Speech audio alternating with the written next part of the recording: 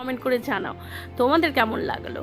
তো এই যে কুচু কিন্তু রেডি হয়ে গেছে, খাবে তো কিছুই না, বাট ও এমনভাবে এক্সপ্রেশন দেয় মনে হবে যেন সে অনেক কিছু খেয়ে ফেলবে।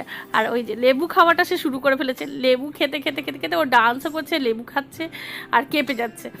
ওর এই লেবু খেতে দেখলে আমার এত হাসি পায় যে তোমাদেরকে কী বলবো। আর এটা ছিল গরম গরম ডিমের ডেভিল। এখন প্রায় জায়গায় আমি ডিমের ডেভিলটা পাচ্ছি। আর একটা মজার কথা তোমাদের সাথে শেয়ার করি, তোমরা কজন করো আমাকে একটু জানাও, মানে আমার মতো কজন এরম ডিম খাও সেটা আমাকে বলবে। আমি না ডিম এই ডেভিল ছাড়া এমনি যখন ডিমের ঝোল বা ডিমের কারি এরম কিছু হয়, তখন আমি কি করি, ডিম দিয়ে পুরো ভাতটা খেয়ে নেওয়ার পর কুসুমটা আলাদা খুলে রাখি। কুসুমটা না জল খেয়ে কুসুমটা খাই, কারণ কুসুমটা খাওয়ার পর আমার মুখের ভেতরে ওই কুসুমের যে টেস্টটা ওটা যেন অনেকটা সময় ধরে থাকে, ওই জন্য আমি লাস্টে কুসুম খাই। তো আমার মতো কারা কারা এরম ডিমটা পছন্দ করো, মানে ডিমের কুসুমটা লাস্টে খাওয়া পছন্দ করো, আমাকে কিন্তু কমেন্ট করে জানাও। মানে তোমরা কি এরকম আদৌ করো, না এই পাগলামিটা শুধু আমিই করি? তো তোমরা যদি কেউ করে থাকো তাহলে বলো।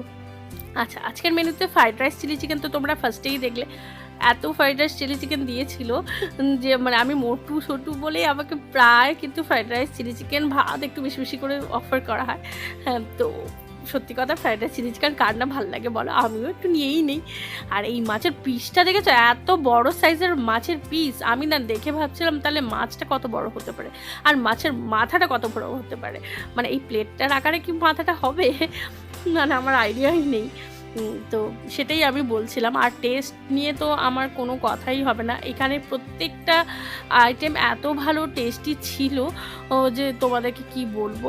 আর এই যে মানে মাংসটা দেখছো না, এটা কিন্তু দেশি চিকেন ছিল জানো, আমি না ফার্স্টে বুঝতে পারিনি, মানে একটু মুখে দেওয়ার পরে বুঝলাম যে এটা দেশি চিকেন।